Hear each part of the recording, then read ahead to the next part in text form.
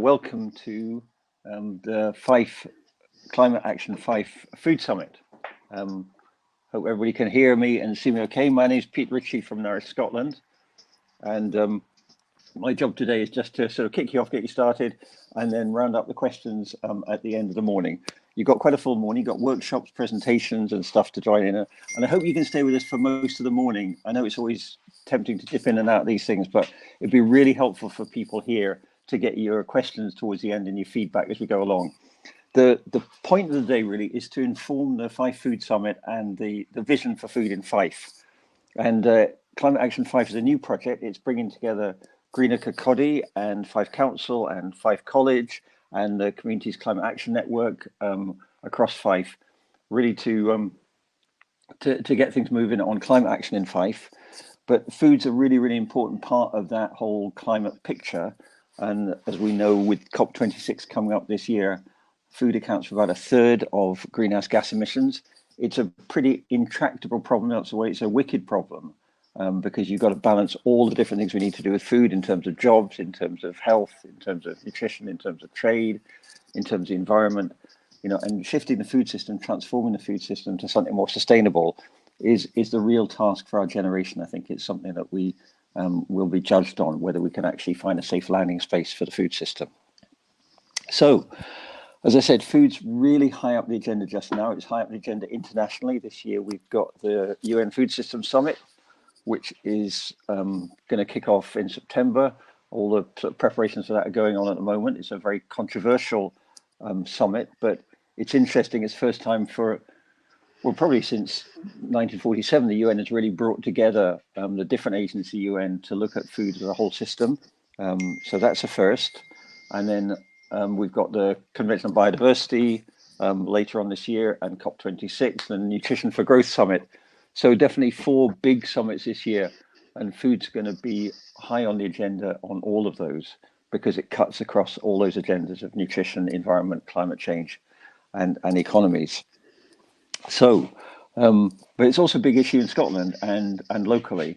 In England, we've got a national food strategy kicking off in about a month's time. It'll be interesting to see what they come up with. And in Scotland, obviously, we've had the Good Food Nation agenda running for 4 or 5 years, but really we haven't made the sort of progress we'd want to see so far on a Good Food Nation bill and on a real joined up framework for food in Scotland. But we're quite hopeful with the new administration that we're going to see more of that coming through. Similarly, at the local level, all the councils, well, not all the councils, but many of the councils in Scotland now are paying attention to food. COVID made a big difference to that. Like, I think councils, maybe up to that point, some of them hadn't been so engaged with food, and suddenly, with lockdown, councils are responsible for getting food to people in a way that they really hadn't been up to that point. So quite a big shift for councils' responsibilities. And then lots of councils are starting to join the Sustainable Food Places Network, and try to get joined up food plans going in their local authorities, bringing people together for that. Lots of themes we're going to be covering this morning, and there's no point me talking about all of them in detail, because if I did, there wouldn't be any point being in the workshop. But we've got stuff about food waste, major problem still globally, but something we've actually made some progress on. We should be quite proud of in the UK over the last 10 years or so. We have reduced food waste at household level a little bit, and in the supply chain a little bit. And there's always this controversial question about redistribution of surplus food, and whether you can do that in a dignified way, and being really clear that it's not a solution to poverty to redistribute food from the supermarkets, but also to be really clear that that's a very, very small part of the whole food waste picture. It's upstream and downstream that most of the waste occurs. Upstream on farm, with crops getting rejected or simply getting in the manufacturing process, where we take quite a lot of the stuff out of the crops we harvest to make more processed food, stuff that in some cases, certainly with wholemeal flour, we could probably eat to benefits of our health and the environment, but also downstream when we take food home from supermarkets and then don't use it.